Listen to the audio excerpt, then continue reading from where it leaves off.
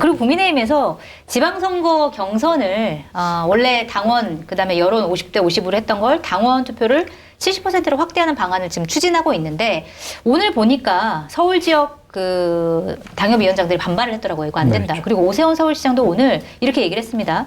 확장 지향의 길을 가야 할 땜이 분명한데 오히려 축소 지향의 길을 가고 있다. 신중해야 할 국면이다. 비판을 하는 거죠. 70%로 가면 안 된다. 주로 이제 수도권, 서울 이제 지역에 있는 사람들이 그런 얘기를 하는 건데 이렇게 반발이 있는데 당원당규 개정 가능할까요? 어떻게 보세요? 그래도 할 것 같아요. 그래도 강행할 것이다. 이게 제가 이제 정치부 기자하면서도 좀 느꼈는데 평론하면서 더 확실히 느낀 거는 네. 절대 정치하는 분들이 합리적이거나 이성적인 분들이 아니구나.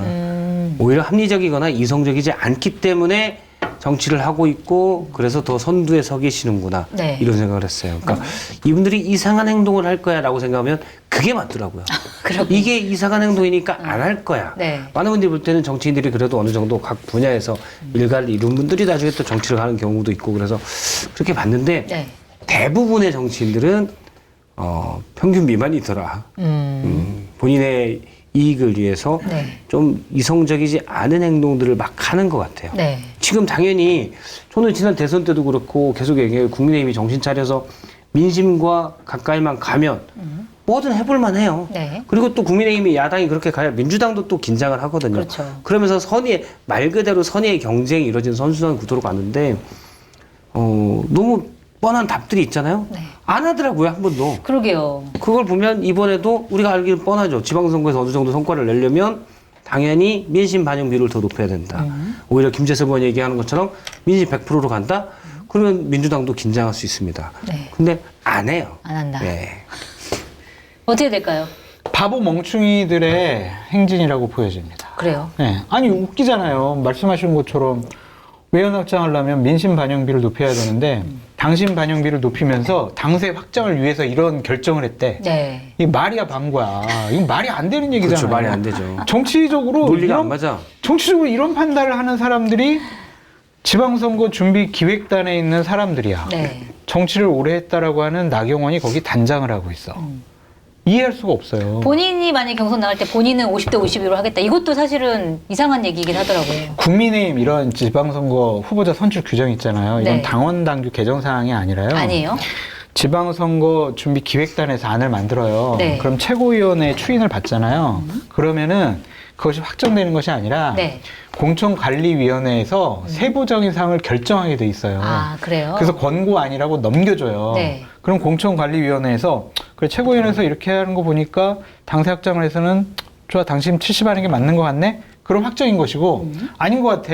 당세 확장을 위해서는 민심 70으로 해야지. 네. 이거 바꿔. 그럼 바꿔지는 거예요. 아하. 그런 당원 당규에 네. 세부적인 사항은 공천관리위원회에서 결정한다라는 그렇군요. 조항이 있어. 네. 그렇기 때문에 이거는 확정된 것이 아니라고 보여지는데 네. 근데 공천관리위원장 누가 임명하겠냐고요. 장동혁이 임명할 거 아니에요. 그렇죠. 그러니까 장동혁의 뜻에 따를 건데 장동혁은 지금 70으로 올리는데 찬성하는 입장을 뉘앙스를 얘기하고 있단 말이에요. 네. 이 사람들은 이걸 연구한 것 같아. 어떤 거요? 우리가 내년에 지방선거 때 이기면 안 돼. 정말 우리는 내년에 져야 돼. 왜요? 왜? 질려면 이유가 어떡하지? 예? 그걸 연구하고 있다? 네. 아, 야, 그래야만 나올 수 있는 결과다? 안 지는 척하면서 지는 최선의 룰을 어떻게 하면 만들 수 있을까?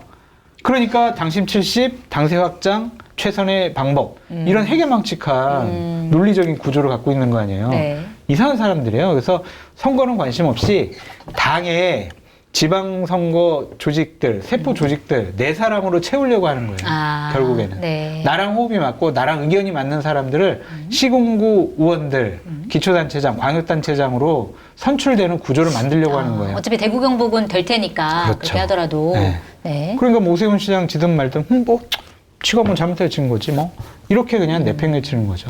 대구 경북의 조직만 우리가 갖고 가면 된다. 생각해 보세요.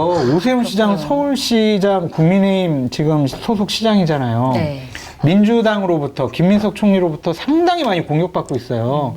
종묘, 한강버스 뭐 여러 가지 문제들에 대해서 네. 당이 나서서 안 싸워줘요.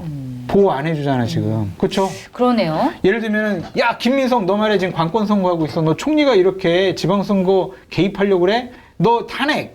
이렇게라도 정치적으로 협박의 언어를 동원해야 되는데 전혀 그러지 않아요. 네. 그냥 내팽개쳐놓고 있어요. 왜 그러냐? 나경원 눈치를 보는 거지. 내가 볼 때 이 모든 게 이제 장동혁 대표의 네. 대선 로드맵이에요. 대선 로드맵? 네, 본인이. 장동혁 대표는 지난번에 일부 여론조사에서 극히 출처가 의심스러운 여론조사에서 대선 주자 국민의힘 옆에서 1등하기도 했잖아요. 그랬죠. 네. 그거 제가 이제 확인을 해봐야 되는데 아마 액자로 걸어놨을 거다 집에. 그런데 내가 된다고 생각을 하고 있죠. 그러면 이제 오세훈 시장도 견제에 들어가야 되죠. 네. 거기는 이제 계속 20년째 대선 주자잖아요. 네. 그러니까 한동훈 전 대표 장동혁 체제에서는 절대 안 되는 게 대선 주자거든요. 절대 안 되는 거예요. 네. 머릿속에 정치인들이 본능적으로 뇌를 굴리지 않아도 체세포에서 이미 알고 있어요. 네. 쟤는 내가 멀리해야 돼. 쟤한테 공간을 열어주면 안 돼. 내가 잘 살기 위해서는. 그래서 저는 장동혁 대표는 대표적으로 욕망지향형이기 때문에 네. 그런 작업을 할 거다. 그래서 그럼 그런 게 있죠. 만약 서울시장이 진다 그러면 본인의 자리를 위협받을 수가 있겠죠. 그렇죠. 네. 그게 문제잖아요. 그러면 그게 대선 문제라는 주자도 거죠. 못 되는 건데. 그쵸. 장기적으로 보면. 그런데 그냥 우리가 알잖아요. 이준석 대표도 국민의힘 당대표일 때 대통령까지 나서서 쫓아내려고 했지만 상당히 어려웠잖아요. 네. 여러 번 해서 결국에는 이제 법원 판단에 의해서 계속 비대위원장 체제로 간 거에 대해서 가처분 소송 걸고 뭐 여러 번 해서 간신히 쫓아냈잖아요. 네. 김민수 최고위원이 또 지금도 계속 비슷한 얘기 하고 있잖아요. 국민의힘 지도부에서 최고위원들이 막 물러나지 않으면 아무리 욕해도 본인이 그냥 여기 내 자리 나 안 가 이러고 있으면 밀어서 못 쫓아내요. 네. 그걸 노리고 대신 이번에 오세훈 시장을 공간을 없애주는 게 낫겠다라는 생각을 전 충분히 할 수 있다고 경쟁자 분석합니다. 제거용이다. 경쟁자 제거. 그래서 7대 그럼 3도 나경원 의원은 경쟁자로 안 보는 거예요? 안 보는 거죠. 아, 나경원은 네. 경쟁자를 안 보고 오세훈 시장은 지난 대선에서도 사실은 그러네. 본인이 맘먹으면 대선도 나올 수 있는 그런데 본인이 나중에 접었잖아요. 네, 그렇죠. 어차피 질 거라는 왜냐면 뭐 불법 겸 계엄 이후에 상황에서. 겸 상황에서 네. 그런 판단을 한 건데 오세훈 시장이 만약 계속 또 시장을 한다? 제가 볼 때는 이제 뭐 윤석열도 없고 홍준표 시장도 이제 안 되고 가장 유력한 대선 주자 중에 한 명이죠. 2030년. 견제를 그렇죠. 들어가는 거다. 그러면 이제 물론 야권을 보면 그래서 한동훈 전 대표, 오세훈 이 두 명 그냥 상수고 네. 그다음에 만약 연대를 하면 이준석 대표가 있고 그다음에 국민의힘 지금 주류는 장동혁이잖아요. 현재는. 네. 근데 장동혁으로서 이 셉들을 다 눌러놔야 되는. 그래서 저는 오세훈 시장에 대해서 경선에 절대 유리하게 안 할 것 같아요. 네. 수상한데. 뭐가 수상해요? 박 실장님. 왜요? 내가 박 시장님의 절연 의견과 식견에 네. 지금 오늘도 한 수 배웠는데 네. 장동혁의 핵심 참모 같아. 경쟁자를 제공하기 위해서는 요걸 이래야 알려준 된다. 거예요? 그런 것 이런 같아. 전략을 알려준 거예요, 지금 네. 장동혁 대표한테? 맞죠? 근데 저는 그럴듯한 국민의힘이 물론 장동혁 체제가 계속 갈 수도 있지만 네. 지방선거를 져도 계속 갈 수 있겠죠. 우리가 아까 말해도 자리 지켜서 나가 이러고 있으면 버틸 수가 있어요. 그런데 어쨌든 그러면서 계속 치열하게 싸우고 그래서 이 국민의힘 현재 장동혁 체제, 네. 친윤 체제가 세게 부딪혀서 망해야 돼요. 못 망하면 만약에 장동혁이 계속 간다. 네. 그러면 지방선거 총선을 통해서 완전 쪼그라들게 되는 거죠. 그러면 거기서 국민적 심판이 생기는 거예요. 저렇게 지방선거까지는 버틸 수 있겠지만 저도 버틸 수 있겠지만 저렇게 또 총선이 있고 얘기하면서 그러니까. 장동혁의 경쟁자들을 제거할 수 있는 방법을 알려주고 있단 말이야. 네. 아무리 수상한데. 수상해. 아유, 7대 3을 하고 서울시장도 망해야 돼요. 네. 그래야. 한번 그래야 망해봐야 정신 차린다. 장동혁이 나중에 2030년 대선 나가는데 경쟁자들 다 죽어요. 이발이 빠져 있는 것 같아.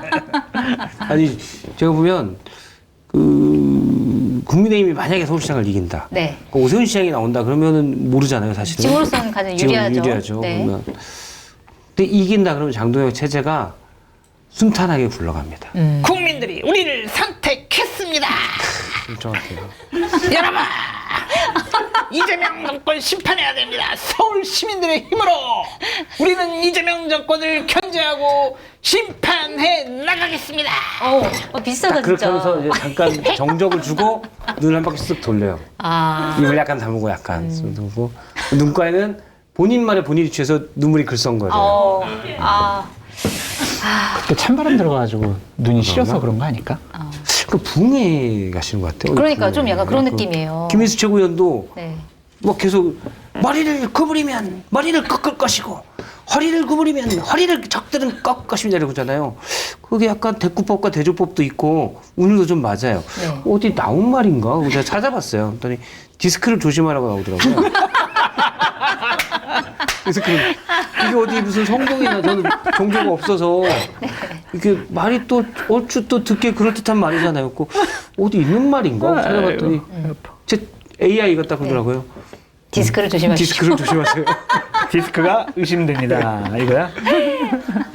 네, 알겠습니다. 이번에는